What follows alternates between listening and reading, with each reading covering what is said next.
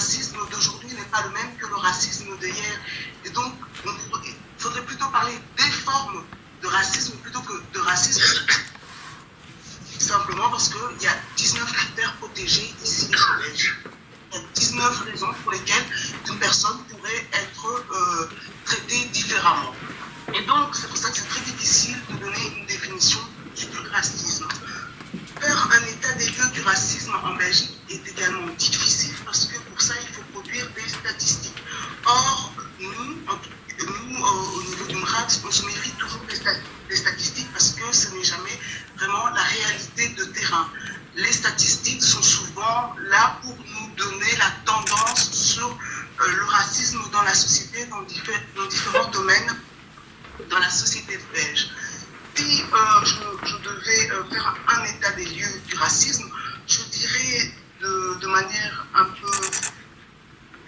C'est sensible de dire ça. Pourquoi? Parce que ça revient un peu à hiérarchiser les formes de racisme. Mais si on devait parler du racisme, le racisme primitif, cette idéologie selon laquelle une race serait supérieure à une autre, le racisme primitif, ce sont les personnes afrodescendantes noires qui le subissent. C'est pour ça que c'est mieux de parler des formes de racisme, parce que le racisme s'exprime différemment selon la personne qui en sera victime. Par exemple, quand on regarde par rapport à la communauté juive, souvent les discours de haine sont proférés. Alors que quand on regarde par rapport aux personnes afrodescendantes, c'est plus c'est discours de haine accompagnés parfois de violence. Donc c'est vraiment très difficile de faire un état des lieux du racisme parce que celui-ci évolue avec la société. Et surtout, il faut savoir que depuis que on sait que le racisme est un délit, il est plus insidieux. C'est très difficile de déterminer, mais là, on est face à du racisme. C'est très difficile de dire que face à une situation donnée, on est vraiment face à du racisme. La situation, il faut le temps de comprendre et surtout de traduire dans le langage juridique un fait. C'est-à-dire qu'une injustice qu'on vit dans la vie courante n'est pas nécessairement une discrimination au sens légal du terme. Et d'ailleurs, en Belgique, on a 3 législations qui visent à lutter contre le racisme et la discrimination. On a la loi du 30 juillet 1981, qui est la fameuse loi Moreau, et qui a été modifiée le 10 mai 2007. Et on a 2 autres lois du 10 mai 2007 qui traitent de la discrimination en général et l'autre loi du 10 mai 2007 qui concerne la loi genre. Je rajouterais même qu'au niveau de la Belgique, on a une loi du 23 mars 1995. Cette loi contre le négationnisme. Alors le titre est un peu trop fort parce qu'il laisse à penser, et en tout cas à l'époque, c'était l'idée du législateur, c'était de réprimer, de punir la négation, la minimisation et le déni du génocide commis par les Allemands. Donc on a ces législations ici en Belgique qui luttent contre le racisme, la discrimination et le génocide. Ce qui est très difficile quand on parle de racisme et de discrimination, c'est aussi le fait comment est-ce que le fait raciste, le fait discriminatoire est perçu par les communautés concernées. D'accord? Même au sein de ces communautés, un acte qui pourrait s'apparenter raciste pour moi, par exemple, pourrait ne pas l'être pour une personne de la même communauté que moi. Donc le langage, l'analyse, la grille de lecture du fait raciste est différente selon les personnes. Donc comme cette grille de lecture est différente selon les personnes, c'est aussi très difficile d'avoir, que ce soit au niveau des politiques que au niveau du pouvoir judiciaire, d'avoir une homogénéité par rapport à la décision, des décisions, en ce qui concerne les plaintes racistes et discrimination. Je dis à hier, par exemple, qu'au niveau du MRAX, notre service juridique ne va que très rarement en justice. On va en justice que si on veut faire évoluer la jurisprudence. Pourquoi on ne va pas en justice? Parce qu'il faut beaucoup de résilience pour une personne qui subit du racisme et de la discrimination pour porter plainte. Parce que pour elle, on parle souvent de...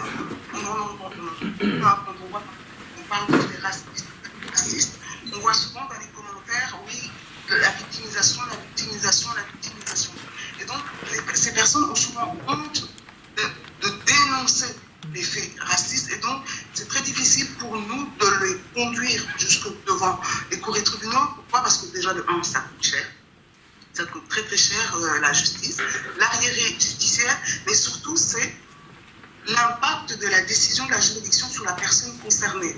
C'est plus facile de gérer des relations interpersonnelles, d'avoir un conflit de voisinage et de discuter avec son voisin, que son voisin nous comprenne ou qu'il ne comprenne pas, on peut toujours dire bon, ça va, voilà, moi j'ai fait ce que j'avais à faire, mais au niveau de la justice, c'est plus dur de voir que, ou d'entendre plutôt un juge dire que ce qu'on a vécu, c'est pas du racisme, c'est pas de la discrimination, et donc l'injustice est plus forte et double quand elle vient des juridictions. Donc on a tendance, et ça c'est l'imaginaire collectif, de penser qu'on obtient justice qu'en allant devant les cours et tribunaux. Or, ce n'est pas toujours le cas de se dire on va aller en justice, on va obtenir justice, réparation. On peut réparer l'injustice de différentes manières. C'est ça que nous, au niveau du MRAC, c'est plutôt de la médiation. La voie privilégiée, c'est la médiation où on peut discuter et déconstruire les préjugés et les stéréotypes et on conduit à un comportement discriminatoire ou un comportement raciste. On est plus dans la prévention, c'est très important, la prévention, parce que c'est au niveau des stéréotypes et des préjugés qu'il faut agir si on veut lutter contre le racisme. Quand on donne des formations, on projette souvent la pyramide du racisme, et le premier échelon de cette pyramide, ce sont les préjugés et les stéréotypes. Le deuxième échelon, ce sont les discriminations, c'est-à-dire qu'on extériorise nos préjugés, nos stéréotypes. Il ne fait pas de discrimination ou des discours de haine. Et on arrive au troisième échelon, l'échelon la plus élevée et la plus punissable, c'est-à-dire qu'on arrive à des crimes contre l'humanité, au génocide. Donc il faut vraiment agir à titre préventif et arriver à déconstruire les préjugés et les stéréotypes. Mais surtout, on se rend compte que le fait qu'il n'y ait pas une homogénéité par rapport à la définition du racisme, une homogénéité par rapport à la définition du fait raciste, on en arrive à ne pas avoir un discours clair par rapport à ce qui est du racisme, ce qui n'est pas du racisme. Et donc, il y a un vrai travail de fond à faire, non seulement par rapport à l'extérieur, c'est-à-dire les personnes qui ne subissent pas le racisme et la discrimination, mais aussi au sein des communautés des premiers concernés. Parce que nous-mêmes, on a tendance à minimiser certains actes qui constitue du racisme et de la discrimination quand on analyse, mais qu'au final, puisqu'on ne se met pas d'accord sur le fait que ce soit du racisme, on n'arrive pas à avoir un message clair vis-à-vis de l'extérieur. Et ce manque d'homogénéité fait que même au niveau, que ce soit des médias, au niveau des réseaux sociaux, au niveau des politiques, on utilise une rhétorique qui parfois s'apparente à une rhétorique raciste sans s'en rendre compte. Parce que c'est ça toute la difficulté du racisme, parce que le racisme n'est pas toujours conscient. Le racisme est parfois inconscient. Et quand le racisme est inconscient, on n'est pas toujours ouvert à la discussion, à comprendre ce que je fais, c'est du racisme ou c'est de la discrimination, parce que justement, c'est ça le problème des préjugés et des stéréotypes, c'est que quand elles s'expriment, on ne se rend pas toujours compte que le comportement qu'on adopte, c'est du racisme ou de la discrimination. Je tiens particulièrement à dire que le racisme est une question politique. Pourquoi est-ce que j'insiste toujours sur ce point-là? Parce que le racisme ne concerne pas que les premiers concernés. Il concerne aussi les personnes qui ne sont pas touchées directement par le racisme et qu'il faut, à un moment donné, se mettre d'accord et entendre qu'il y a certains actes qui sont commis aujourd'hui en Belgique, il y a certains faits qui se produisent aujourd'hui en Belgique qui sont qualifiés de racisme et de discrimination par les premiers concernés. Il faut pouvoir l'entendre pour pouvoir ouvrir le débat. Or, certaines questions sont encore tabous. On ne peut pas discuter de toutes les questions liées au racisme et à la discrimination. Je pense notamment quand on parle de la question du profilage ethnique. Quand on parle de profilage ethnique, certains policiers ont tendance à se braquer en disant « Mais voilà, vous êtes en train de nous accuser de racisme, or on n'est pas raciste ». Ce n'est pas ça la question. On remet juste en question une pratique qui a été jugée raciste, discriminatoire par les hautes instances que sont les Nations Unies, l'Union européenne, qui qualifie le profilage ethnique comme étant du racisme. Et donc, arriver avec des thèmes comme ça qui touchent les premiers concernés, qui les touchent dans leur quotidien, il faut l'entendre, il faut l'accepter pour pouvoir ouvrir le débat. Et j'attire encore plus l'attention sur les discours politiques qui sont portés par nos hommes et nos femmes politiques. Il ne faut pas oublier le pouvoir pouvoir des politiques, le pouvoir du discours politique sur l'opinion publique.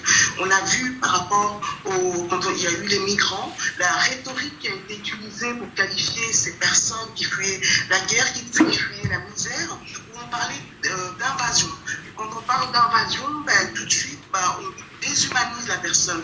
Et lors de la présentation précédente, la déshumanisation est une première étape vers le racisme, vers malheureusement le génocide. Donc c'est très important de faire attention à cette rhétorique utilisée par nos hommes et femmes politiques quand ils parlent de personnes sans papier, par exemple, et qui parlent d'illégaux. Or, quelque chose d'illégal n'est censé ne pas exister.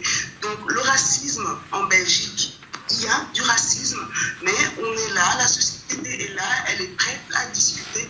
Mais pour ça, il faut encore qu'on donne les moyens à la société de pouvoir se retrouver et de pouvoir discuter et parler calmement du racisme et de la discrimination. Merci beaucoup.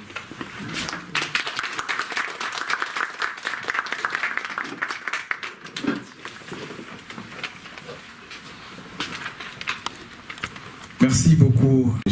Je vais donner encore quelques minutes parce qu'elle doit partir tôt et on ne doit pas attendre la fin de l'événement pour donner des questions. Donc s'il y a une ou l'autre personne qui a une question à poser, elle peut la poser. Ou un complément à donner, elle peut la poser. N'a pas de définition juridique. On ne peut donc pas sanctionner le racisme. Ce qui est sanctionné, c'est la translation dans l'oreiller du fait discriminatoire. Vous êtes tous racistes et moi un problème. Merci pour le complément. Si on a à dire, il y a beaucoup à dire, parce que moi je veux dire que quand j'étais enfant, on me disait que je suis plus grand que les autres, qu'il faut couper mes jambes pour m'égaliser avec les autres. Voilà. Ok. Maintenant, va suivre l'intermède de Feriel. Feriel a un CV aussi étoffé que Elisha. Elle est formatrice en alphabétisation et FLE, français langue étrangère évidemment, et animatrice pédagogique.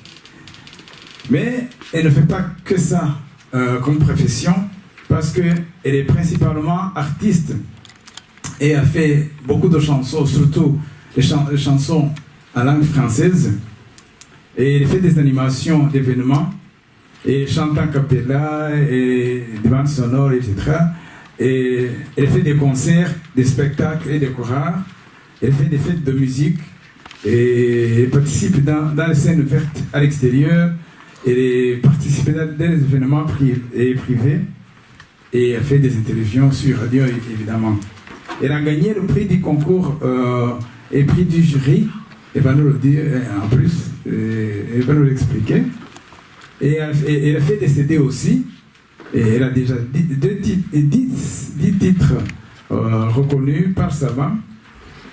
Bon, elle a beaucoup de talent. Qu'elle peut nous dire. Mais vous pouvez voir tout ça sur son site web qui est https://www.ferieldiederen.com/fd. À vous la parole, Madame Feriel. Alors, avant tout, merci à tous pour cette invitation et votre présence.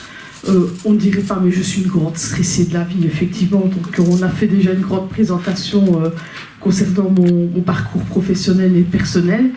Et vu les thématiques abordées aujourd'hui, j'ai choisi un ensemble de petites chansons en lien avec la thématique du jour. Et je vais me lancer un challenge de chanter une d'entre elles pour la première fois devant vous. Donc, pas de stress, on est qu'entre nous. L'arrivée des Somalis vivent dans un bateau plein d'émigrés qui venaient tous de leur plein gré vider les poubelles à Paris. Elle croyait qu'on était égaux, Lily, au pays Voltaire et d'Hugo, Lily.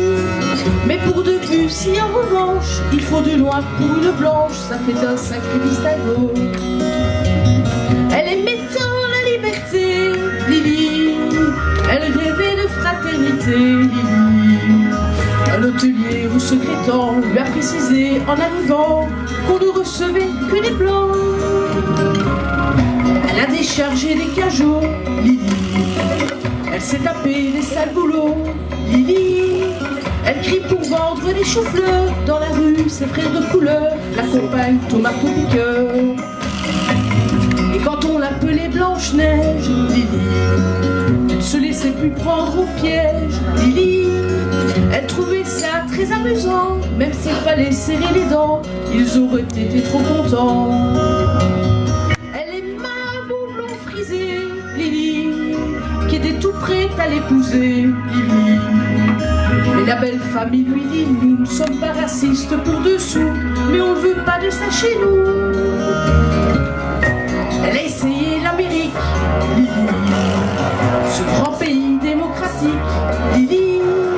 Elle n'aurait pas cru sans le voir que la couleur du désespoir, là-bas aussi, ce fut le noir. Dans un meeting à Memphis, Lily, elle a vu Angela Davis, Lily, qui lui dit viens ma petite sœur, en s'unissant on a moins peur des loups qui guettent le trappeur. Et c'est pour conjurer sa peur, Lily, qu'elle est aussi un point rageur, Lily. Au milieu de tous ces gugus qui foutent le feu aux autobus, interdits aux gens de couleur. Et dans ton combat quotidien, Lily, tu connaîtras un petit peu bien, Lily. Et l'enfant qui naîtra un jour aura la couleur de l'amour contre laquelle on ne peut rien. On l'a trouvée plutôt jolie, Lily. Elle arrivait des Somalies, Lily, dans un bateau plein d'immigrés qui venaient tous de leur plein gré vider les poubelles à Paris.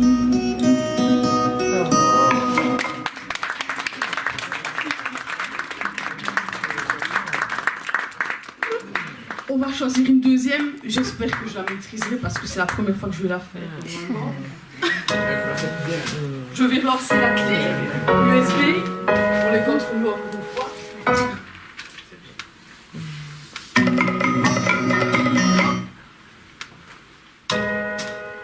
On écrit sur les murs le nom de ceux qu'on aime, des messages pour les jours à venir.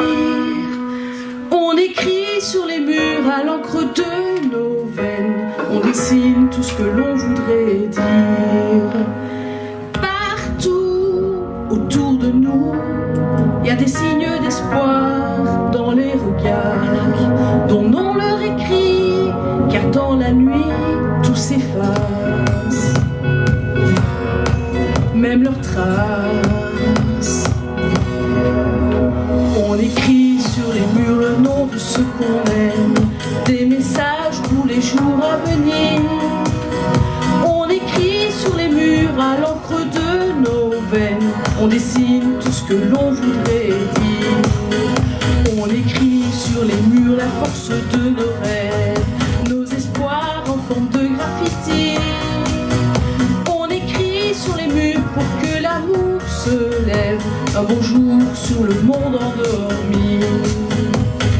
Des mots seulement gravés pour ne pas oublier, pour tout changer. Mélangeons demain dans un refrain nos visages, métissage. Alors ça, on écrit sur les murs le nom de ceux qu'on aime, des messages pour les jours à venir. On écrit sur les murs pour que l'amour se lève un beau jour sur le monde endormi. On écrit sur les murs la force de nos rêves, nos espoirs en forme de graffiti. On écrit sur les murs pour que l'amour se lève un beau jour sur le monde endormi.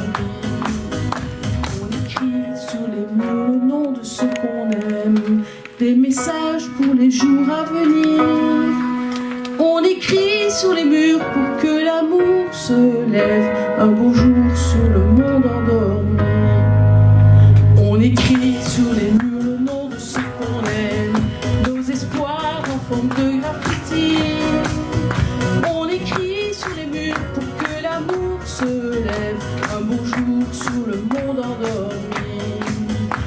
On écrit sur les murs la force de nos rêves, nos espoirs en forme de graffiti. On écrit sur les murs pour que l'amour se lève un beau jour sur le monde endormi. Un beau jour sur le monde endormi. Merci aussi. Juste pour vous dire que l'art a trois fonctions.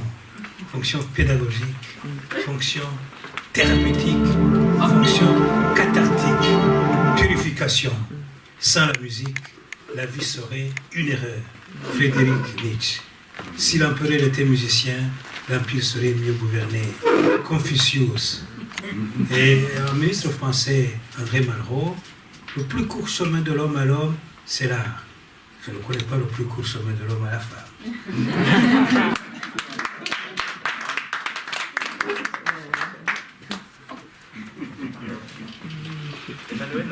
Il faut l'allumer. Branchez le micro ici. Je vais le faire. Le bouton.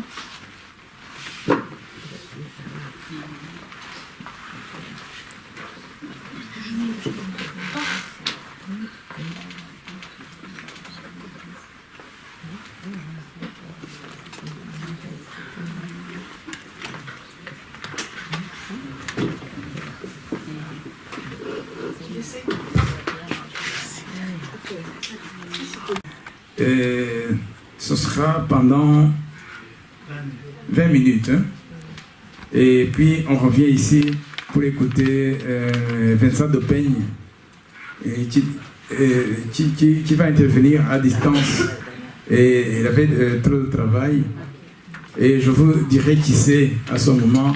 Et on écoutera aussi Denis Ponga avant de vous donner largement une séance de questions. Je vous remercie.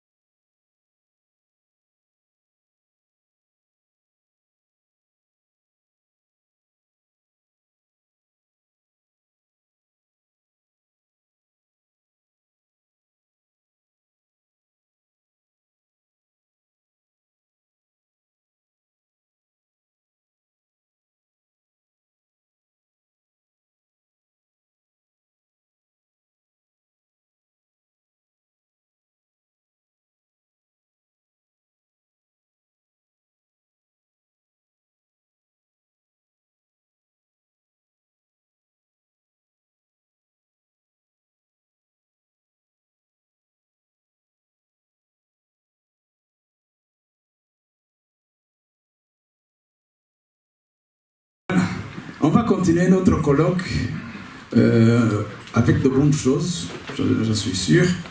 Et on va écouter Vincent Dopeigne, il est juriste au sein de l'unité droits fondamentaux, direction générale justice de la Commission européenne.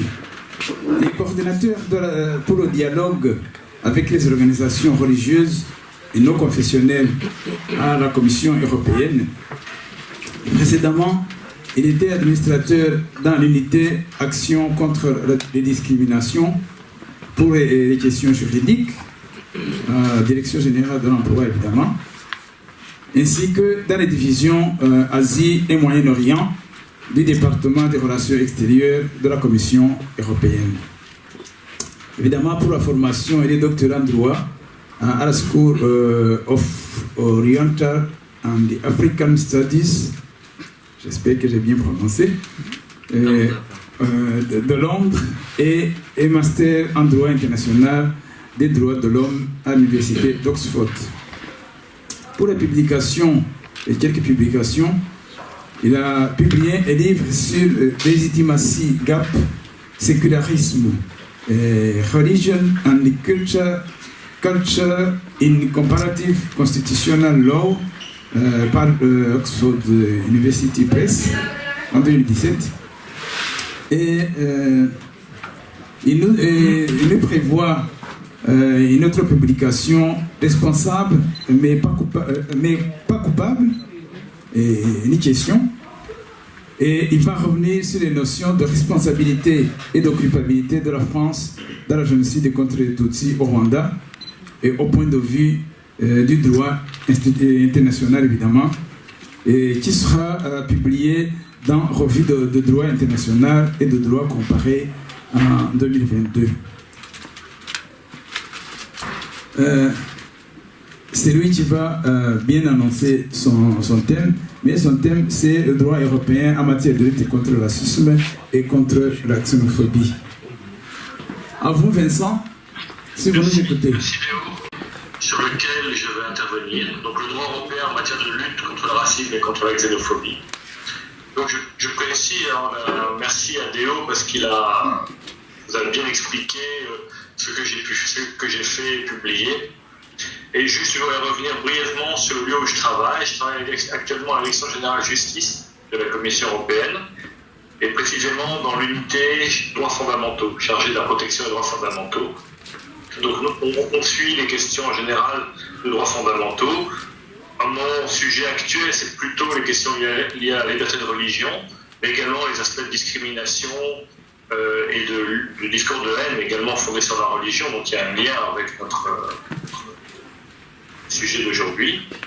Et de toute façon, notre unité a vocation également à couvrir la lutte contre le racisme, la mise en œuvre du droit européen en matière de lutte contre le racisme. Donc je parle évidemment d'un sujet qui est couvert par l'unité dans laquelle je travaille, et donc il y a cette vocation de couvrir ces aspects de droits fondamentaux de lutte contre le racisme.